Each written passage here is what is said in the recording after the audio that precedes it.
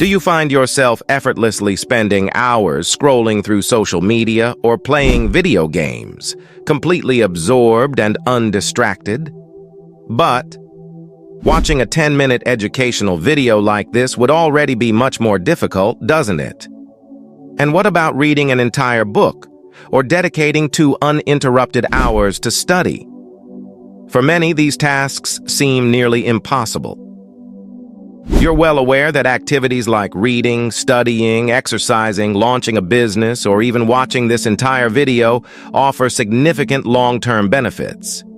Yet, you find yourself gravitating towards watching TV, playing video games, or endlessly scrolling through social media.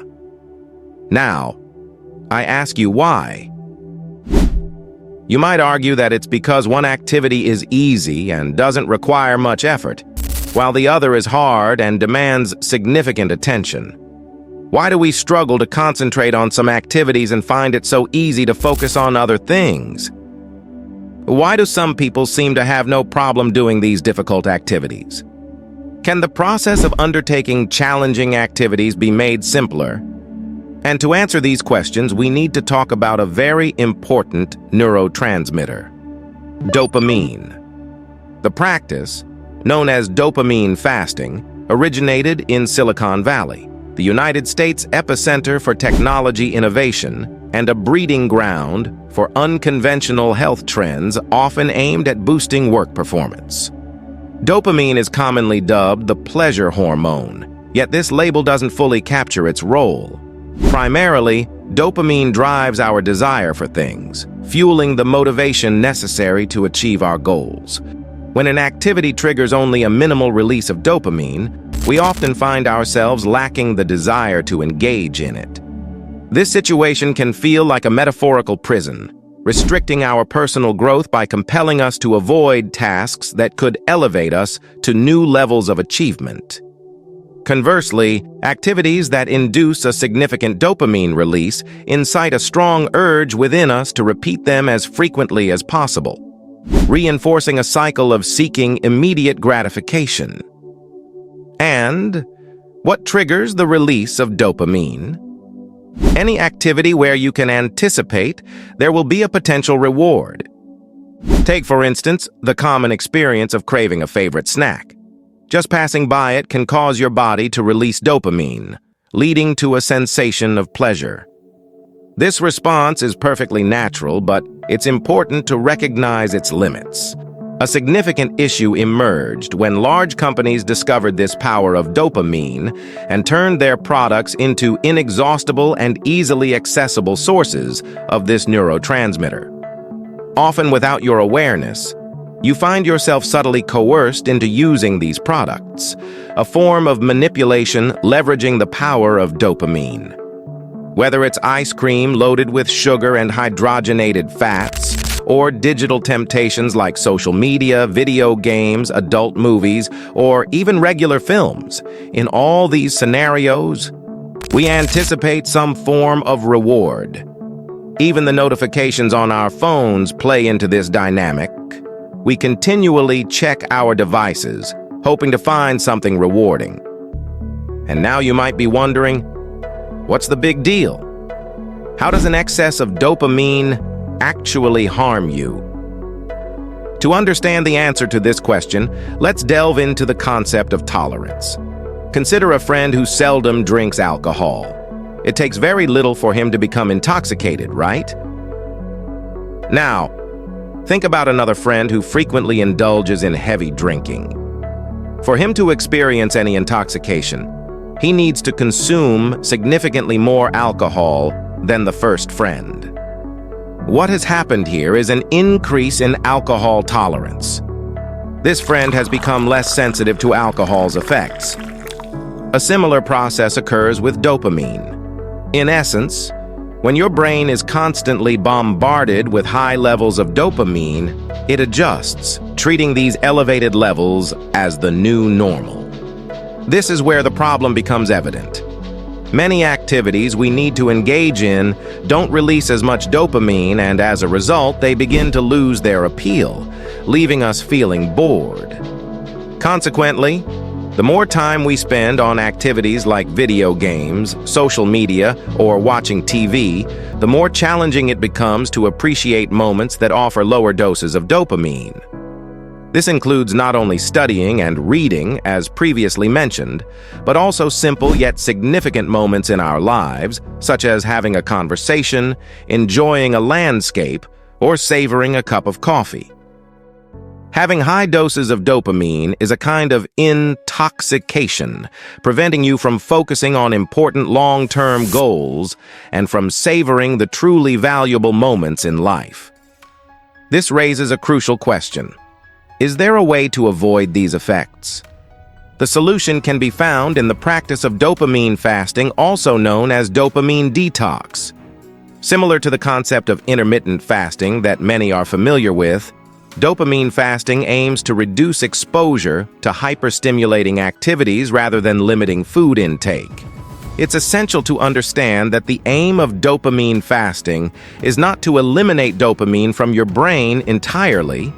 Instead, the focus is on minimizing exposure to activities that lead to an excessive release of this neurotransmitter. Imposing restrictions on neurotransmitters or any natural substance can have detrimental effects on mental health.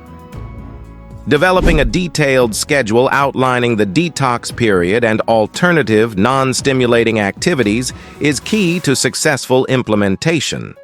This may involve designating specific times for focused work, physical exercise, hobbies, and social interactions that do not rely on digital or artificial stimuli.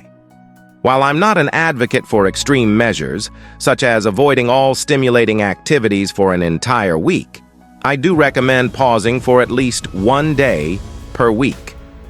This break from excessive dopamine sources allows your neurotransmitter receptors a chance to recover.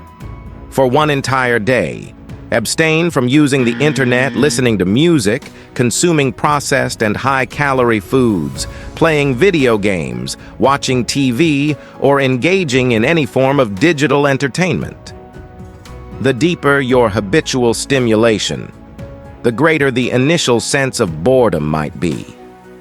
Consequently, select a peaceful day for this exercise, one that you can fill with alternatives like taking a walk outdoors, cycling, dedicating time to meditation, reflecting on your life goals, jotting down any emerging ideas, reading a book, or studying a topic that sparks even a slight interest in you.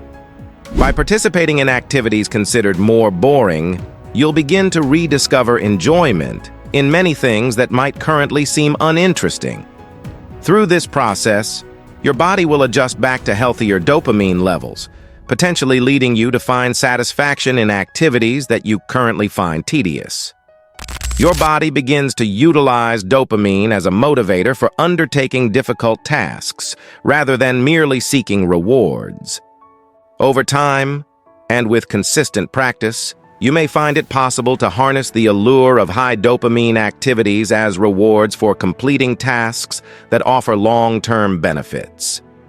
Many activities I engage in, such as reading books, studying, weightlifting, and creating videos, result in minimal dopamine release. To motivate myself, I reward myself in some way after completing any of these tasks. Therefore, I pair challenging tasks with appealing rewards. For instance, after following a weightlifting session, I sometimes indulge in post-workout food that I particularly enjoy. Difficult tasks can become less daunting. However, when your brain grows accustomed to elevated dopamine levels, it develops a tolerance, making all crucial activities seem tedious. This is precisely why it's vital to engage in dopamine fasting, which involves avoiding behaviors linked to high dopamine release. By adopting this approach, you can expect to see enhancements in your mood, ability to concentrate, and overall productivity, affording you more free time for engaging in other healthy activities. In the modern world, we are all to some extent addicted to dopamine. It's crucial to remember the importance of maintaining a balanced dopamine level by practicing moderation with activities that overstimulate its release. Ultimately, A dopamine detox can be a valuable tool for achieving a healthier lifestyle and finding balance in this fast-paced world. However, the impact it has on you, for better or worse, hinges on your decision. The choice is entirely yours. If this video resonated with you, please show your support by liking it, subscribing to the channel, and turning on notifications to stay updated with more insightful content like this one. I've also provided 2 additional videos on the screen for you to explore and expand your knowledge. Feel free to click on either one or both to continue your journey of knowledge. Remember to seek balance and avoid the dangers of excessive dopamine. Thank you for watching. See you in the next video. Bye.